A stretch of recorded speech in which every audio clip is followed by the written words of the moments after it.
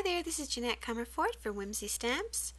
In today's card, I'll be doing some masking using some distress inks, and I'll also be showing you a new way to use your metal dies. I've listed the products at the end of the video, and there'll be links to those products in the information bar below the video on YouTube.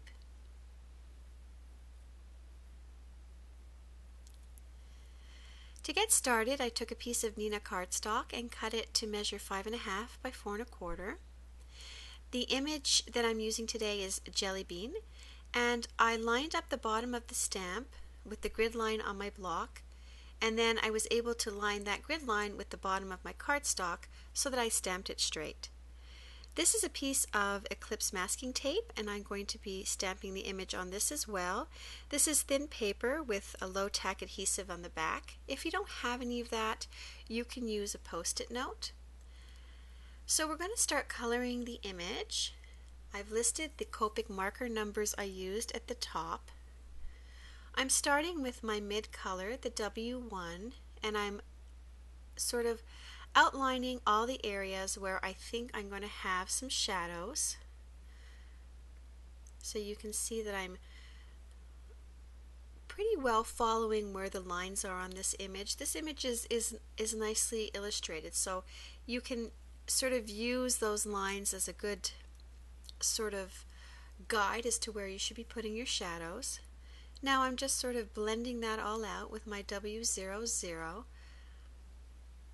And once I've blended out the lines, I will go in with my darker color.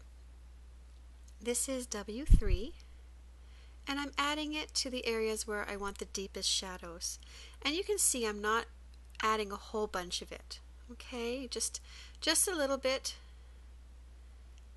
and that's going to be where the darkest contrast is going to be. So now I'm going to blend that out with my W1. So I'm blending away all those lines.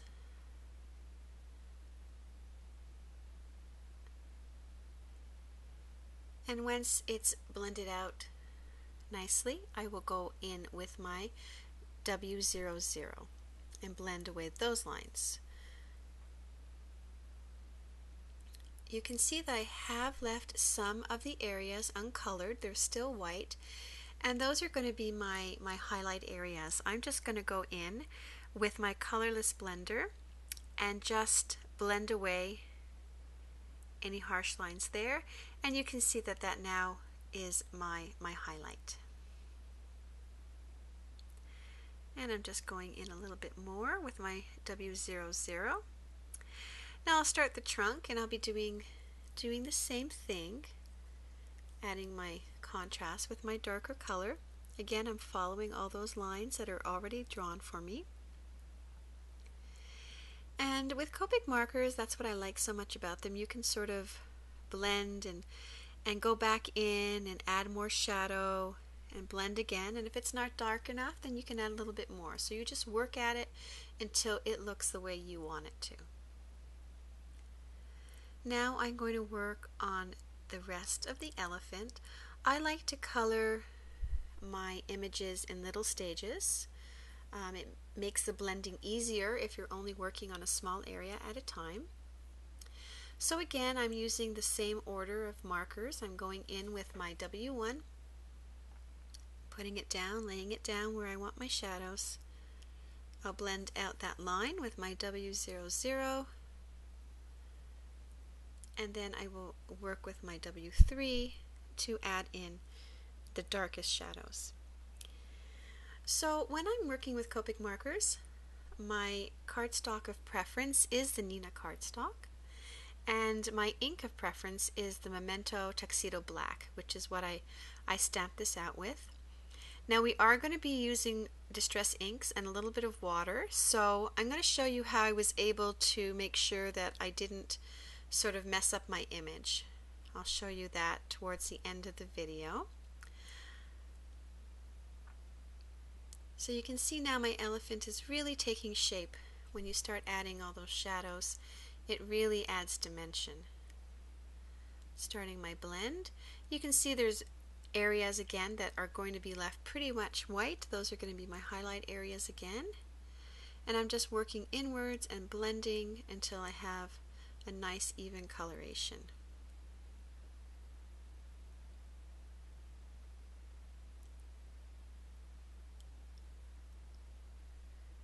This is my W00. Again, this is the lightest color I'm using.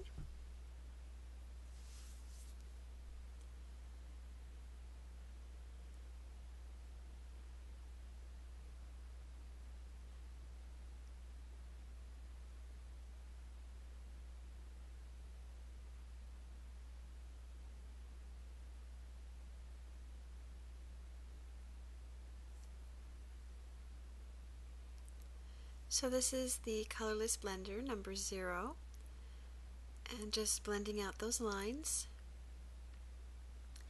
And then there were some areas that were not dark enough for me, so I went back in with my W1 and just sort of darkened those up a little bit.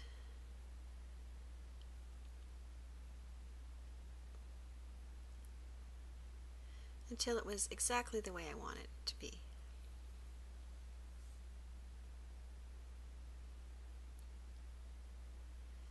So now we're working on the ears. This is E00. Then my mid-tone here is EW0. And my darkest color will be the R30. So again, I lay them all down and then I blend them out. I thought this little guy needed some rosy cheeks, so I decided to add some of that R30 just to the sides, and now I'm blending it all out with the other 2 markers. And then I'll take my colorless blender and blend a little bit more on the edges so it's nice and soft.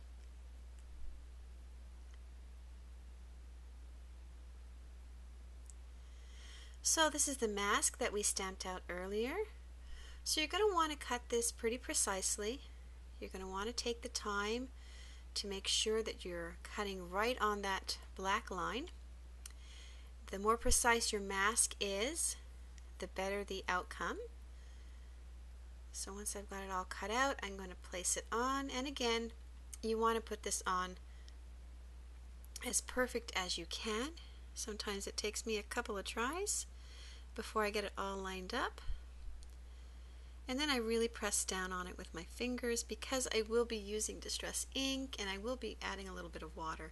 I decided just to burnish it with my bone folder there to be extra sure. And now we're going to start putting the distress inks on. I am using Ranger Distress Inks. This is a newer color, I believe. It's called Mermaid Lagoon. And I'm putting that on the lower left, sponging it on, and I'm bringing it all the way up the side of the card.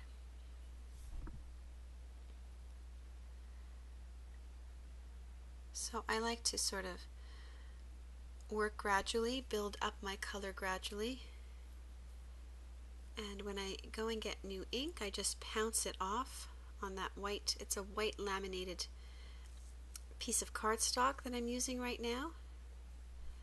And then I'll just work and blend until the coloring is as deep as I want it to be. The next color I'm using is Peacock Feathers. So I'm going to blend that onto the card and right into that Mermaid Lagoon ink.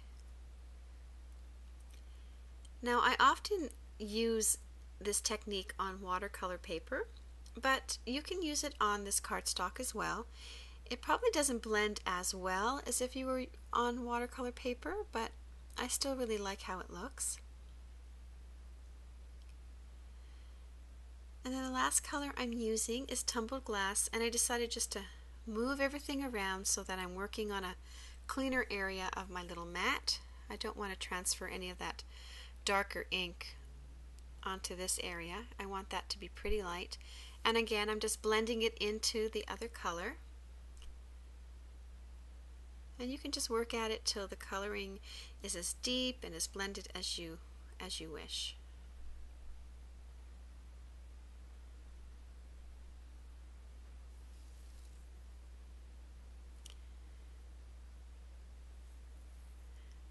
So now I have a little glass of water and a paintbrush, and you can see I'm just sort of splotching on the water. I am trying to be careful not to get too much on the elephant itself. I don't want that Memento ink to run, and I decided to get that mask off right away. It did get a little wet, so I just took it off right away, and the ink didn't bleed at all. And you'll see I'm just scratching a little bit of the adhesive off. I think I was overzealous when I was pressing it on my paper, so I just sort of scratched that off. And you can see that if you're careful, you're not going to get any bleeding with the ink and the water. And then I just tapped a few more areas. Just wanted a little more splotches there. Dried off the elephant, and then I just took, this is a dry baby wipe, and I just dabbed at it a little bit. So now we're going to use this really cool die. This is the Whimsy Speech Bubble Border die, and the other die is the large Happy Word die. And so I'm just positioning those on some more Neenah cardstock. I added a little bit of post-it tape to make sure they didn't shift around as I was die cutting them. And usually we would use the happy that's die cut out, but we're actually going to use the negative to put on the card. So you need to keep all those little bits. Keep them to the side. So now I'm going to add some adhesive to this speech bubble. And this is some zig glue I'm using as well. And you just position it on the top of your card, and now you have the happy is written out, and then you can see through that, you can see the nice distressed background. So now I'm going to I kept that happy so that I could sort of use it as a template to know where I have to add the little pieces. So I was just being careful there. I lifted up the word. I didn't want to glue the word down. I just wanted to glue that little bit between the A and the P. And then I just used my little quick stick to pick up the pieces. I added some zig glue, put the pieces in using the die cut happy as a template, so I knew exactly where those little pieces needed to go.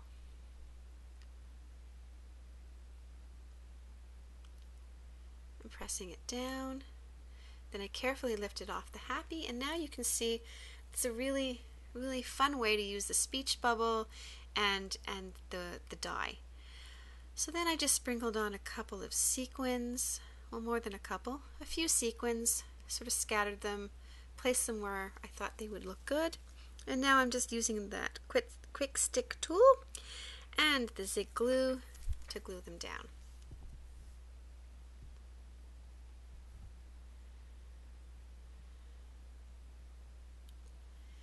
So I thought that the top of the card was a little too white, so I decided I was going to take some tumbled glass distress ink, and I just sponged the top sides just really gently with it, just so it wasn't so white. I thought it would look a little bit better. So just a tiny bit of sponging,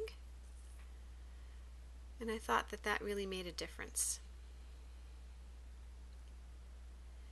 And the final thing I'm going to do is I have a card base. It's a little big, but I'm gluing this on top of it, and then I'll just trim off the excess that's on the side. I'll just take my trimmer, trim that right off.